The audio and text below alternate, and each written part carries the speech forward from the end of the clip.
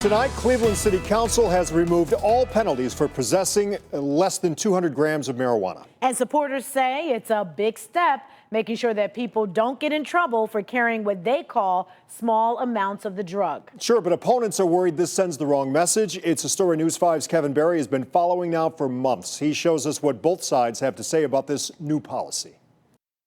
Councilman Blaine Griffin says removing any penalty for some marijuana possession would mean that relatively small charges won't ruin someone's future.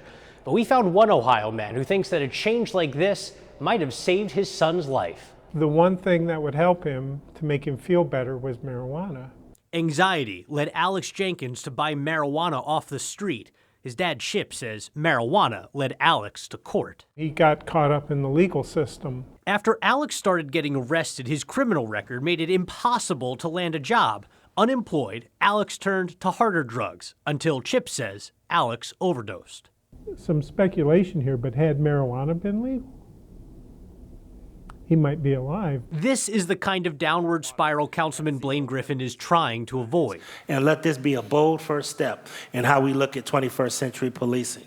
He started working on this city ordinance change, trying to remove any penalty for having less than 200 grams of marijuana. The federal government says that's enough pot to roll roughly 400 joints. The Finance Committee approved the change Monday afternoon, but not before Councilman Brian Casey said this change could tell young people that doing something illegal is okay. I have a concern that, by depenalizing something that's illegal, that we could possibly be sending the wrong message. But Councilman Griffin says it'll help make the justice system more fair, because even though black and white Americans use marijuana at about the same rate, the ACLU says African Americans are about 4 times more likely to get arrested for it. I've gotten several calls from just average people who have said that their life has been ruined by some of these penalties in the past. Chip doesn't live in Cleveland, but he says action like this is a start to prevent his son's tragedy from becoming another family's reality. He was smart. He knew he had problems, and he knew the system was against him, and I didn't know what to do.